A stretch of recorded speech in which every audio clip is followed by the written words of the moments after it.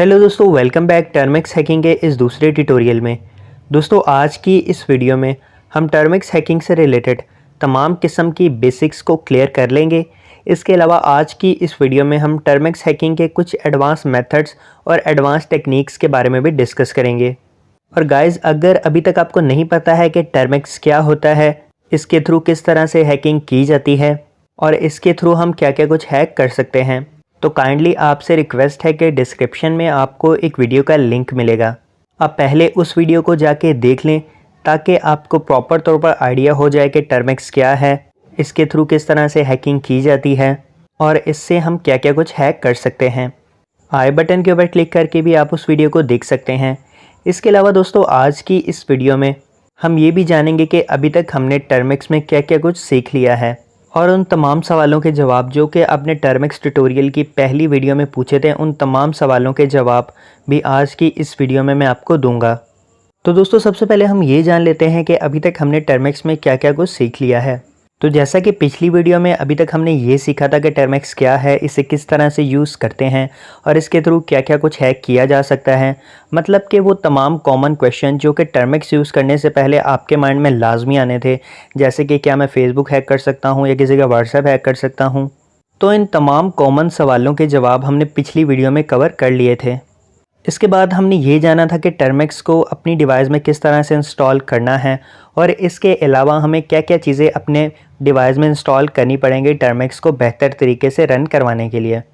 फिर हमने ये जाना था कि टर्मिक्स यूज़ करने के लिए हमारी डिवाइस की क्या स्पेसिफिकेशंस होनी चाहिए और हमें इंटरनेट किस हद तक रिक्वायर होगा।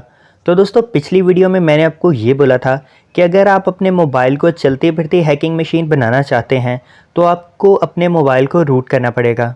तो पहला सवाल जो आपने किया वो ये था कि रूट क्या होता है। तो रूट के ऊपर वैसे तो यूट्यूब के ऊपर बहुत सारी वीडियोज़ अवेलेबल हैं। तो मोबाइल रूट में हम करते ये हैं कि वो सिक्योरिटी जो कि हमें मोबाइल की तरफ से ऑफिशियली तौर पर प्रोवाइड की जाती है, उस सिक्योरिटी को हम मोबाइल को रूट करके ब्रेक कर देते हैं। इसे एक एग्जाम्पल के थ्रू समझते हैं। तो दोस्तों जब भी आप किसी साइट के ऊपर जाते हैं और कोई भी एप्लीकेशन या कोई भी चीज़ डाउनलोड करते हैं तो फ़ौरन से ही आपका मोबाइल आपको नोटिफिकेशन दे देता है कि ये एप्लीकेशन जो आप अपने मोबाइल में डाउनलोड कर रहे हैं ये मलिशियस है या फिर इसके अंदर कोई वायरस डिटेक्ट हो गया है। तो मोबाइल की वो सिक्योरिटी आपको तमाम किस्म के वायरसेस और तमाम किस्म के हैकिंग अटैक से बचाती है। बट जब आप अपने मोबाइल को रूट कर लेते हैं तब आपको इस तरह का नोटिफिकेशन नहीं आता है, क्योंकि अब आपके मोबाइल की सिक्योरिटी प्रॉपर तौर पर ब्रेक हो चुकी होती है। और अब अगर आपके मोबाइल में कोई वायरस या फिर कोई पेलोड दाखिल होता है तो आपको पता भी नहीं चलेगा। और जैसे ही कोई भी मोबाइल रूट होता है, चाहे वो जिस भी कंपनी का हो, फ़ौरन से ही उस मोबाइल की वारंटी भी ख़त्म हो जाती है। तो अगर रूट करने के इतने ज़्यादा नुकसानात हैं तो मैंने आपको ये क्यों बोला था कि आप अपने मोबाइल को रूट कर लें। तो गाइस, कुछ हैकिंग टूल्स और कुछ हैकिंग अटैक ऐसे होते हैं जिन्हें रन करवाने के लिए हमें अपने मोबाइल को रूट करना ही पड़ता है, क्योंकि हमारे मोबाइल की ऑफिशियल सिक्योरिटी हमें अलाउ नहीं करती है कि हम अपने मोबाइल में इस तरह से कोई भी मलिशियस कोड रन करवाएं।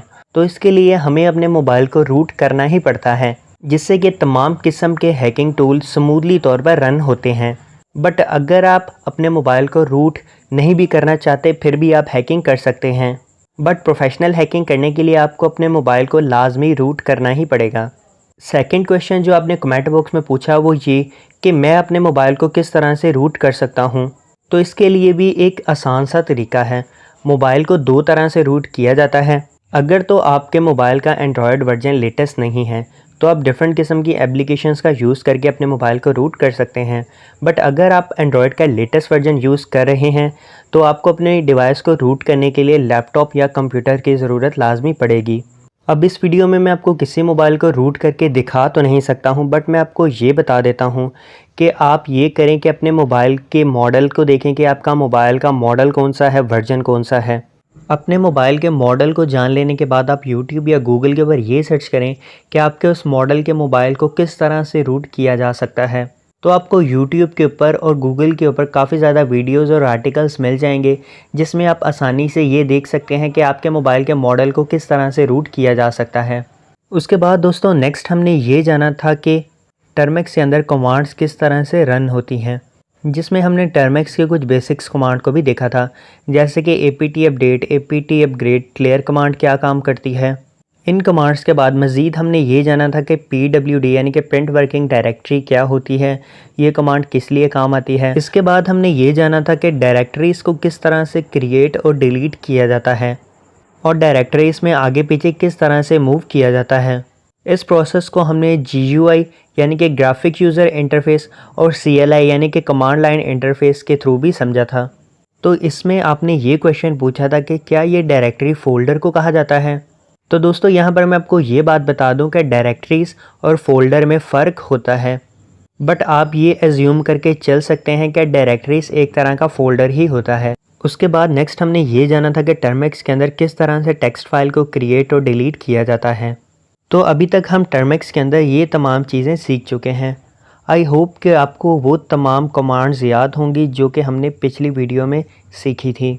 तो एक लास्ट क्वेश्चन जो पिछली वीडियो में आपने किया था और जिसका जवाब देना यहाँ पर ज़रूरी भी है कि जो भी डायरेक्टरीज़ हमने क्रिएट की थी वो फ़ोल्डर की सूरत में हमारे मोबाइल के इंटरनल स्टोरेज में शो नहीं हो रही थी। तो गाइस जो डायरेक्टरीज़ हमने पिछली वीडियोस में क्रिएट की थी वो हमने टर्मेक्स के लिनक्स एनवायरनमेंट के अंदर क्रिएट की थी, ना कि अपनी इंटरनल स्टोरेज में। और इसका हरगिज़ मतलब ये नहीं है कि हम अपने मोबाइल के इंटरनल स्टोरेज में किसी फ़ोल्डर को टर्मेक्स के थ्रू क्रिएट या डिलीट नहीं कर सकते हैं। तो अभी हम टर्मेक्स की तमाम बेसिक्स को क्लियर कर लेते हैं, फिर हम टर्मेक्स की एडवांस चीज़ों की तरफ मूव करेंगे।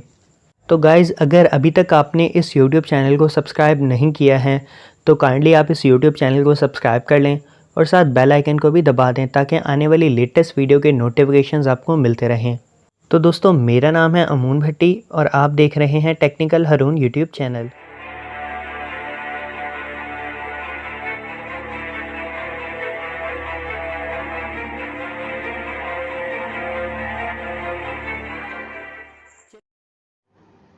चलिए तो दोस्तों लेट्स गेट स्टार्टेड। मैं अपने मोबाइल स्क्रीन के ऊपर आ चुका हूँ। यहाँ मैंने टर्मेक्स को न्यूली इंस्टॉल किया है, इसीलिए कुछ छोटे मोटे इंस्टॉलिंग प्रोसेस अब मुझे यहाँ पर देखने पड़ेंगे। तो यहाँ सबसे पहले apt अपडेट लिखूँगा और इंटर करूँगा। तो यहाँ पर अपडेट होने के बाद मैं apt अपग्रेड लिखूँगा और इंटर करूँगा। यहाँ यस। तो मेरा पैकेज अभी अपडेट और अपग्रेड हो रहा है। तो यहाँ पर मेरे इंटरनेट की स्पीड थोड़ी तेज़ है, इसीलिए मेरा पैकेज जल्दी अपडेट और अपग्रेड हो रहा है। हो सकता है कि आपको पैकेज अपडेट और अपग्रेड करने में थोड़ा टाइम लग जाए।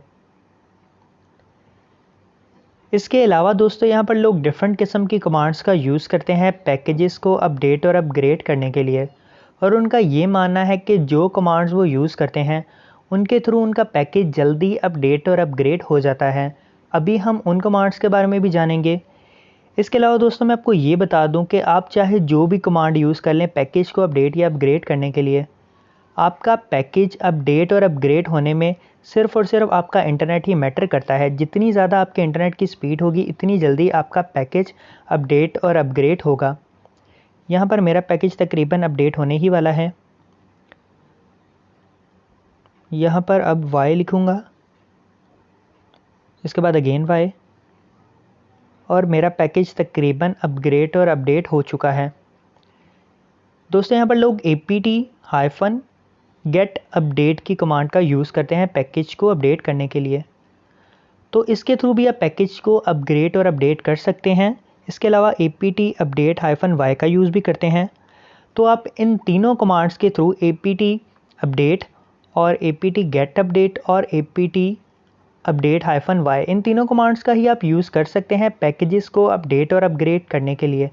ये तीनों कमांड्स सेम ही काम करती हैं। इन तीनों कमांड्स में ज़्यादा फ़र्क नहीं है।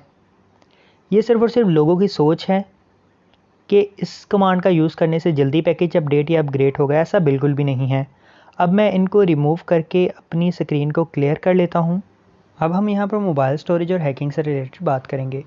जैसा कि मोबाइल हैकिंग के लिए हम टर्मेक्स लिनक्स और इंटरनल स्टोरेज का यूज़ करते हैं। टर्मेक्स लिनक्स CLI यानी कि कमांड लाइन इंटरफेस होता है, जबकि हमारा इंटरनल स्टोरेज यानी कि फ़ोल्डर वगैरह हमारे मोबाइल के वो सब GUI ग्राफिक यूज़र इंटरफेस होते हैं। तो अभी हम ये जानेंगे कि हम किस तरह से CLI यानी कि कमांड लाइन इंटरफेस का टर्मिक्स में यूज़ करते हुए अपने इंटरनल स्टोरेज के फ़ोल्डर्स को चेंज कर सकते हैं, उन फ़ोल्डर्स को मॉडिफ़ाई कर सकते हैं, उन फ़ोल्डर्स में किस तरह से हम स्क्रिप्ट्स को क्रिएट करके बाद में उन्हीं स्क्रिप्ट्स को अपने इंटरनल स्टोरेज से कॉपी करके किस तरह से टर्मिक्स में पेस्ट करके रन करवा सकते हैं। तो आज की इस वीडियो में हम सबसे पहले ये जानेंगे कि हम किस तरह से अपनी इंटरनल स्टोरेज को टर्मिक्स के थ्रू यूज़ कर सकते हैं या असेस कर सकते हैं। तो मैं अगेन टर्मिक्स के अंदर जाता हूँ, यहाँ मैं PWD करके प्रिंट वर्किंग डायरेक्टरी चेक कर लेता हूँ कि अभी मैं किस डायरेक्टरी में हूँ। तो अभी मैं टर्मिक्स की होम डायरेक्टरी के अंदर मौजूद हूँ। अब मैं ये चाहता हूँ कि मैं टर्मिक्स के थ्रू अपनी तमाम इंटरनल स्टोरेज के फ़ोल्डर को असेस कर सकूँ। तो अभी मेरे मोबाइल में जितने भी फ़ोल्डर्स हैं, इन सभी फ़ोल्डर्स को मैं टर्मिक्स के थ्रू यूज़ करना चाहता हूँ। टर्मिक्स के थ्रू इन तमाम फ़ोल्डर्स को मॉडिफ़ाई करना चाहता हूँ या फिर इन फ़ोल्डर्स को चेंज करना चाहता हूँ या इनमें कुछ भी चेंजिंग करना चाहता हूँ टर्मिक्स का यूज़ करते हुए, CLI कमांड लाइन इंटरफेस का यूज़ करते हुए। तो इसके लिए हम एक कमांड यूज़ करेंगे CD। CD आपको याद होगा कि डायरेक्टरी को चेंज करने के लिए यूज़ होती थी। इसके अलावा जब CD के थ्रू हमने किसी भी मेन डायरेक्टरी में मूव करना होता था, जैसे CD होम लिखते थे तो हम डायरेक्ट होम में चले जाते थे। तो इसी CD कमांड का यूज़ करके अब हम अपने इंटरनल स्टोरेज तक पहुंचेंगे। तो यहाँ पर मैं कमांड यूज़ करूँगा CD/SD कार्ड, जिसके थ्रू मैं अपने मोबाइल की मेमोरी में चला जाऊँगा। अमूमन SD कार्ड का मतलब मेमोरी कार्ड होता है, बट टर्मिक्स के अंदर SD कार्ड का मतलब मेरे मोबाइल के इंटरनल स्टोरेज ही होता है। अब मैं आपको PWD करता हूँ तो यहाँ आप देख सकते हैं कि पहले मेरी वर्किंग डायरेक्टरी होम थी, जबकि अब मेरी वर्किंग डायरेक्टरी मेरे मोबाइल के इंटरनल स्टोरेज है। अब मैं यहाँ पर LS यानी कि मेरे मोबाइल में जितने भी फ़ोल्डर्स हैं उनकी लिस्ट, तो यहाँ पर आप देख सकते हैं कि परमिशन नहीं है मेरे टर्मिक्स को कि वो डायरेक्टली मेरी इंटरनल स्टोरेज को असेस कर सके। तो अब यहाँ पर मैं परमिशन किस तरह से दे सकता हूँ? तो एक तो ये तरीका है कि मैं टर्मिक्स के अंदर जाकर ऐप इंफॉर्मेशन में जाकर डायरेक्टली तौर पर परमिशंस में जाकर यहाँ टर्मिक्स को स्टोरेज की परमिशन दे दूँ। जबकि दूसरा तरीका ये है कि मैं CLI यानी कि कमांड लाइन इंटरफेस का यूज़ करूँ। तो अभी मैं यहाँ पर कमांड लाइन इंटरफेस का यूज़ करूँगा और लिखूँगा टर्मिक्स -setup और -storage। अब इसके थ्रू टर्मिक्स को मैं परमिशन दे रहा हूँ कि वो डायरेक्टली मेरी इंटरनल स्टोरेज को असेस कर ले। अब यहाँ पर येस करूँगा तो अब यहाँ पर मुझसे अलाउ की ऑप्शन मांगेगा। तो अगर मैं यहाँ पर अलाउ करता हूँ तो टर्मिक्स मेरी इंटरनल स्टोरेज को असेस कर सकेगा। तो मैंने अलाउ कर दिया है। अब मैं यहाँ पर वापस से अपनी मेन डायरेक्टरी के अंदर जाऊंगा और फिर हम चेक करेंगे कि हमें कितने फ़ोल्डर्स तक एक्सेस मिली है। तो यहाँ पर अभी मैं CD और होम, तो यहाँ पर मैं टर्मिक्स की होम डायरेक्टरी के अंदर वापस से मूव कर गया हूँ। तो अभी मैं तमाम कमांड्स को क्लियर कर लेता हूँ। अब इसके बाद दोस्तों हमने करना यह है कि PWD प्रिंट वर्किंग डायरेक्टरी, आप देख सकते हैं कि अभी मैं वापस से टर्मिक्स के होम डायरेक्टरी के अंदर मौजूद हूँ। अब मैं यहाँ पर LS करता हूँ तो ये जो स्टोरेज की ऑप्शन मुझे मिली है ये सिर्फ और सिर्फ इसीलिए मिली है क्योंकि मैंने अपने टर्मिक्स को स्टोरेज की परमिशन को अलाउ किया था। तो अगर मैं यहाँ पर CD स्टोरेज के अंदर मूव करता हूँ तो आप यहाँ पर देखेंगे कि मेरे जो इंटरनल स्टोरेज के फ़ोल्डर है वो यहाँ पर शो होना स्टार्ट हो जाएंगे। अब यहाँ पर लिस्ट फ़ोल्डर्स की निकालता हूँ LS, तो यहाँ पर देख सकते हैं कि कुछ ही फ़ोल्डर शो हुए हैं, ना कि तमाम फ़ोल्डर्स, जबकि मेरी इंटरनल स्टोरेज में ज़्यादा फ़ोल्डर्स हैं। तो दोस्तों ये वो फ़ोल्डर शो हुए हैं जो कि हमें मोबाइल में पहले से ही बने बनाए मिलते हैं। जब भी आप नया मोबाइल लेते हैं तो कुछ फ़ोल्डर्स पहले से ही बने होते हैं, ये वही तमाम फ़ोल्डर हैं। अगर मुझे अभी के भी तमाम फ़ोल्डर्स चाहिए तो उसके लिए यहाँ पर मैं एक कमांड का यूज़ करूँगा, वही कमांड जो कि हमने पहले यूज़ की थी, चेंज डायरेक्टरी और SD कार्ड। अब यहाँ पर मैं डायरेक्टली तौर पर अपनी इंटरनल स्टोरेज के अंदर मूव कर चुका हूँ। अब यहाँ पर LS करता हूँ और आप देख सकते हैं कि पहले से ज़्यादा फ़ोल्डर्स यहाँ पर शो हो रहे हैं और मेरी इंटरनल स्टोरेज के अंदर जितने भी फ़ोल्डर्स थे वो सभी के सभी यहाँ शो हो गए हैं। अब कुछ फ़ोल्डर्स ऐसे भी हैं मेरी इंटरनल स्टोरेज में जो कि हिडन हैं। अब अगर मैं हिडन फ़ोल्डर्स को भी देखना चाहता हूँ तो इसके लिए अब मैं वापस से CD SD कार्ड में मूव करूँगा।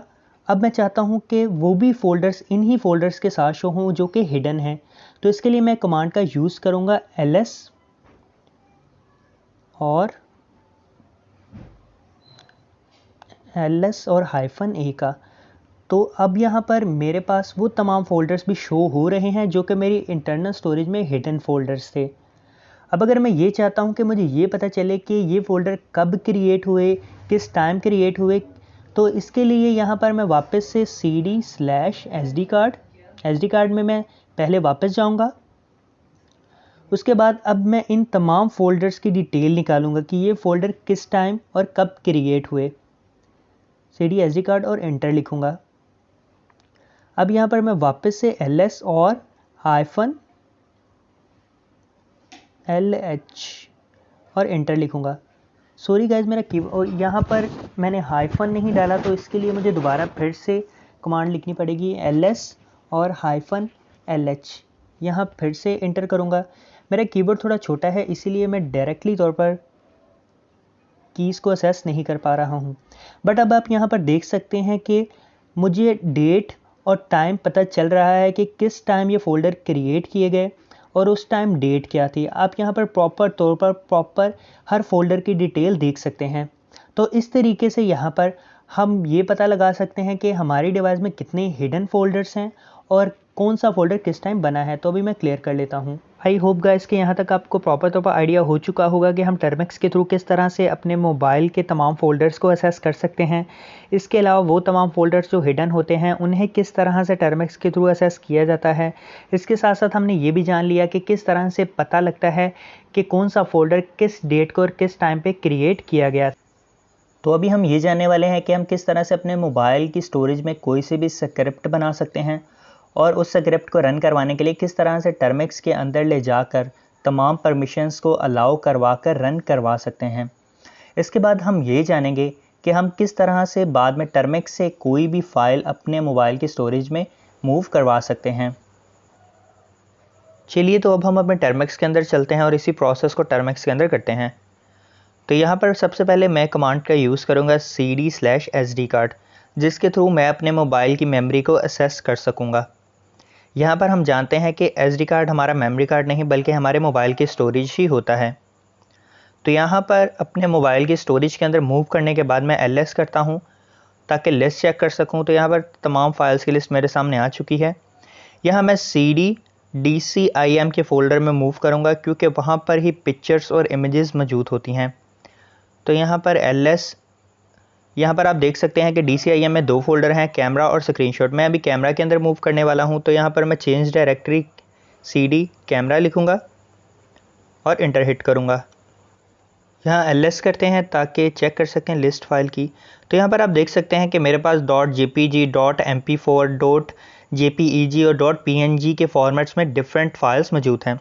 अब यहाँ पर मैं इनको कॉपी करने के लिए cp उस फाइल का नेम यहाँ पर कॉपी करूँगा, यहाँ cp के आगे पेस्ट करवाऊँगा और पाथ दे दूँगा कि ये कहाँ पर मुझे मूव करवाना है। इसके लिए cp इमेज का नेम .png आगे उसका फॉर्मेट और यहाँ पर /sd कार्ड। अब आप यहाँ पर देखेंगे कि ये जो फ़ाइल है मेरे मोबाइल की इंटरनल स्टोरेज के अंदर कॉपी हो जाएगी। तो यहाँ पर सबसे पहले हम देख लेते हैं अपने मोबाइल के इंटरनल स्टोरेज को। तो यहाँ पर अभी मेरे पास कोई भी इमेज यहाँ पर मौजूद नहीं है। तो जैसे ही वहाँ पर टर्मिक्स में मैं एंटर हिट करूँगा मेरे पास वो फ़ाइल यहाँ कॉपी हो जाएगी। एंटर हिट करता हूँ।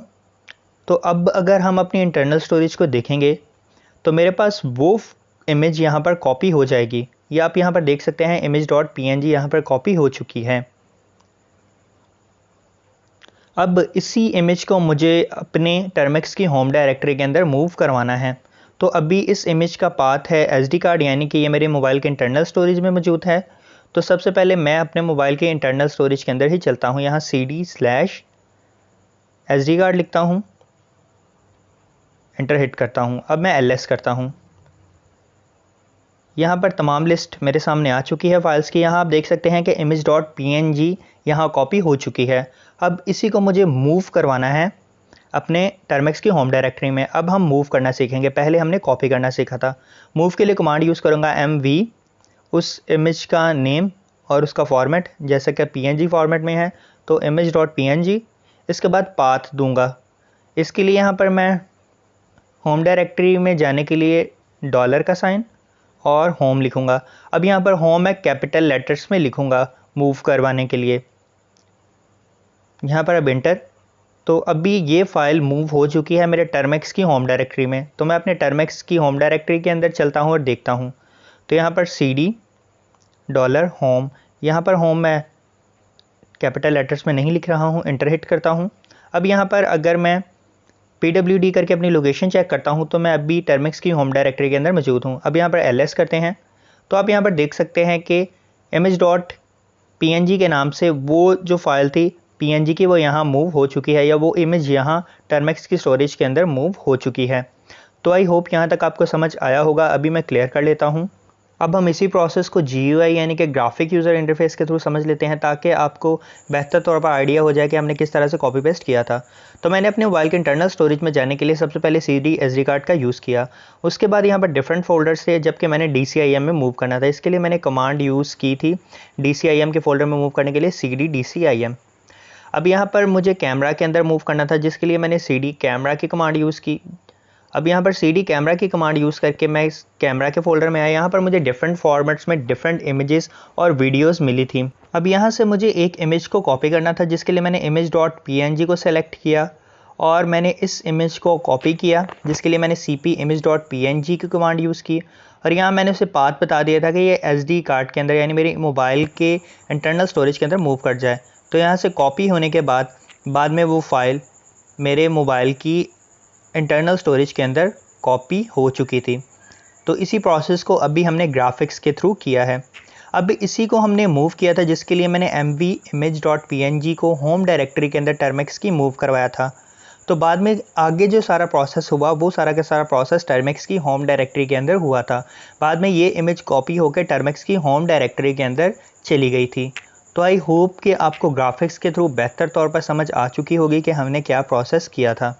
तो अब हम ये जानेंगे कि डिफरेंट फाइल्स को किस तरह से परमिशंस अलाउ की जाती हैं। तो यहाँ पर सबसे पहले मैं अपने SD कार्ड यानी कि अपने मोबाइल की स्टोरेज में मूव करूँगा, जिसके लिए CD/SD कार्ड की कमांड यूज़ करूँगा।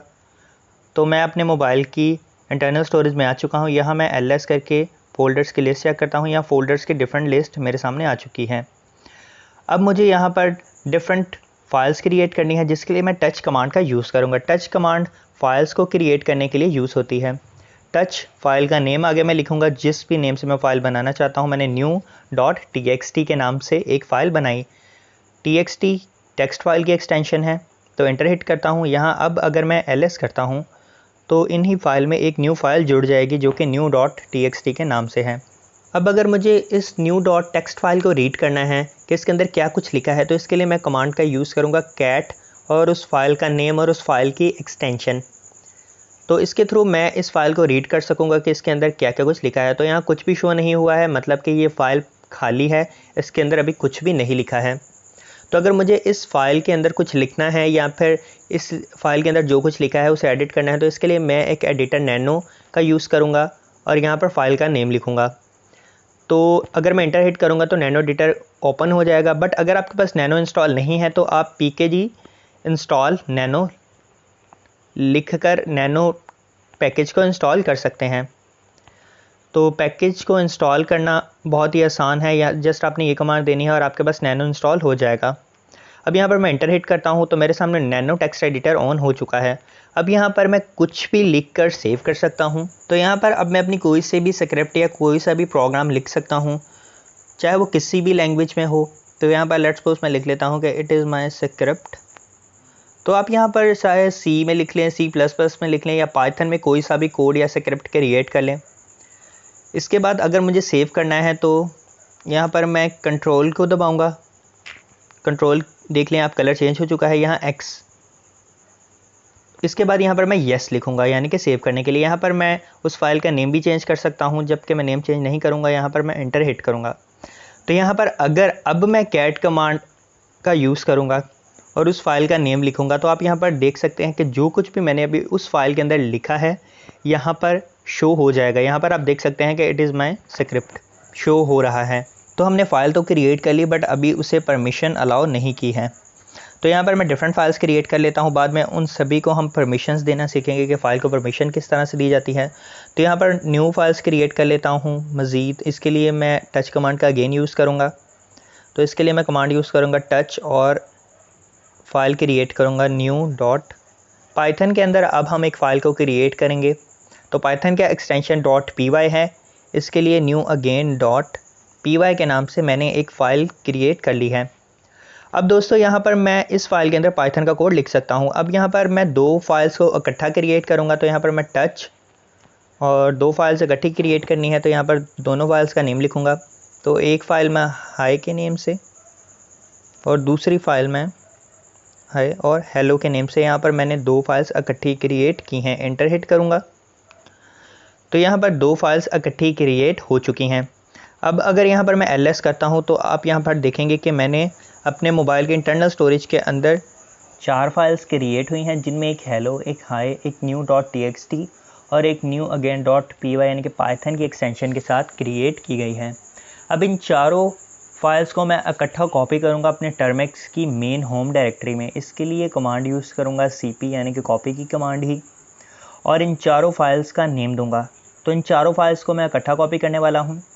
तो न्यू .txt का स्पेस फिर हेलो लिखूँगा, उसके बाद नेक्स्ट फाइल का नेम हाई और फिर से स्पेस और न्यू अगेन .py की फ़ाइल का नेम। और यहाँ पर अब मुझे इनको टर्मेक्स की होम डायरेक्टरी के अंदर मूव करवाना है, तो इसके लिए मैं पाथ दूंगा। अब तो इसके लिए $साइन और होम में कैपिटल लेटर्स में लिखूँगा HOME। एंटर हिट करूँगा। ये चारों फाइल टर्मेक्स की होम डायरेक्टरी के अंदर कॉपी हो चुकी हैं। तो अभी तक सिर्फ मैंने इतना किया है कि अपने मोबाइल की स्टोरी से इन चारों फाइल्स को टर्मेक्स की मेन होम डायरेक्टरी के अंदर कॉपी करवाया है। तो कॉपी करवाने का मकसद ये था ताकि मैं इन सभी फाइल्स को अलाउ की परमिशन दे सकूं। तो मैं वापस से अपनी टर्मेक्स की होम डायरेक्टरी के अंदर जाता हूं, जिसके लिए मैं चेंज डायरेक्टरी और होम लिखता हूं। एंटर हिट करूँगा, ls करूँगा तो अभी आप देख सकते हैं कि ये चारों फाइल्स टर्मेक्स की मेन होम डायरेक्टरी के अंदर आ चुकी हैं। तो अब हमने इन फाइल्स को परमिशन देनी है। सबसे पहले मैं pwd करता हूँ, आपको लोकेशन दिखा देता हूँ अपनी टर्मेक्स की, अभी मैं किस जगह काम कर रहा हूँ, मेरी प्रिंट वर्किंग डायरेक्टरी कौन सी है। तो अभी मैं टर्मेक्स की होम डायरेक्टरी के अंदर काम कर रहा हूँ। अब यहाँ पर ls करता हूँ तो होम के अंदर जितनी भी फाइल्स हैं उनकी लिस्ट आपके सामने आ चुकी है। अब इन फाइल्स को मैंने अलाउ की परमिशन देनी है। तो इसके लिए हम एक कमांड का यूज़ करेंगे chmod, cmod या chmod, आप इसे कुछ भी बोल सकते हैं। अब यहाँ पर हम प्लस का साइन और x लिखेंगे। तो यहाँ पर प्लस मिल गया, हाँ जी, प्लस का साइन और x लिखेंगे। अब यहाँ पर उस फाइल का नेम जिसे हमने परमिशन देनी है, तो हाई लिखूँगा और एंटर हिट करूँगा। अब अगर यहाँ पर मैं ls करता हूँ तो आप देखेंगे कि हाई ग्रीन हो चुका है क्योंकि इसे परमिशंस मिल चुकी हैं। अब यहाँ पर हम इसकी एक अल्टरनेट कमांड यूज़ करेंगे chmod 777 और उस फाइल का नेम जिसे हमने अलाउ करवाना है हेलो लिखूँगा, एंटर हिट करूँगा। अब यहाँ पर अगेन ls करता हूँ तो आप देखेंगे कि हेलो भी ग्रीन हो चुका है। तो इन दोनों फाइल्स को परमिशंस मिल चुकी हैं। तो यहाँ पर मैंने फाइल्स को परमिशंस देने के लिए दो अलग अलग कमांड्स का यूज़ किया है। कमांड दोनों अलग अलग थी जबकि काम उन्होंने सेम ही किया है। तो जो मैंने पहली कमांड फाइल को परमिशन देने के लिए यूज़ की वो chmod +x और मैंने आगे फ़ाइल का नेम लिखा था। जैसे कि फ़ाइल का नेम हाई था तो मैंने फ़ाइल का नेम लिखा और एंटर हिट किया था तो वो ग्रीन हो गई थी। और नेक्स्ट कमांड जो मैंने यूज़ की वो मैंने chmod 777 और नेक्स्ट आगे मैंने फ़ाइल का नेम लिखा था। जैसे कि यहाँ पर फ़ाइल का नेम हेलो था तो मैंने फ़ाइल का नेम लिखा था। तो कमांड्स दोनों अलग अलग हैं जबकि काम इन्होंने सेम ही किया, यानी कि मेरी फ़ाइल्स को परमिशंस के लिए अलाउ किया।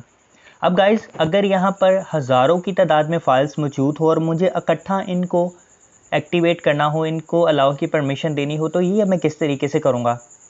तो इसके लिए मैं कमांड का यूज़ करूँगा chmod +x और स्पेस स्टार। तो इसके थ्रू मेरी तमाम फाइल्स को इकट्ठे ही परमिशंस मिल जाएगी। ls करता हूँ तो यहाँ आप देख सकते हैं कि तमाम फाइल्स ग्रीन हो चुकी हैं। तो इसके थ्रू अगर जितनी भी फाइल्स हों, चाहे उन फाइल्स की तादाद हज़ारों में हो, मैं इकट्ठा उन तमाम फाइल्स को अलाउ कर सकता हूँ। क्लियर कर लेता हूँ अब। तो आई होप कि यहाँ तक आपको समझ आया होगा कि मैंने क्या किया था। तो यहाँ पर अब हम GUI के थ्रू भी समझ लेते हैं। सबसे पहले मैं अपने मोबाइल की स्टोरेज में गया था। उसके बाद यहाँ मैंने 4 फाइल्स क्रिएट की टच कमांड का यूज़ करके, हेलो, हाई, न्यू .txt और न्यू अगेन .py के नाम से। बाद में मुझे इन चारों फाइल्स की परमिशंस को अलाउ करना था। तो इसके लिए मुझे इन्हें टर्मेक्स की मेन होम डायरेक्टरी के अंदर मूव करवाना था। तो यहाँ पर मैं इन चारों फाइल्स को परमिशन नहीं दे सकता था, तो मैंने चारों फाइल्स को इकट्ठा ही कॉपी किया था और अपने टर्मेक्स के अंदर इन्हें जाके पेस्ट करवा दिया था। तो ऐसा मैंने इसीलिए किया ताकि बाद में मैं इन चारों फाइल्स को परमिशंस दे सकूं। तो अब हम यहाँ पर ये जान लेते हैं कि अभी तक हमने क्या क्या कुछ सीख लिया है। तो सबसे पहले हमने ये जाना कि हम किस तरह से टर्मेक्स में कमांड्स का यूज़ करके अपने मोबाइल की स्टोरेज, अपने मोबाइल के तमाम फ़ोल्डर्स को असेस कर सकते हैं। फिर हमने ये जाना कि हम किस तरह से अपने मोबाइल में मौजूद हिडन फ़ोल्डर्स को टर्मेक्स का यूज़ करते हुए देख सकते हैं। इसके बाद फिर हमने ये जाना कि हम फाइल्स की इंफॉर्मेशन किस तरह से निकाल सकते हैं, जैसा कि ये फ़ोल्डर कब क्रिएट हुआ, इसका टाइम क्या था।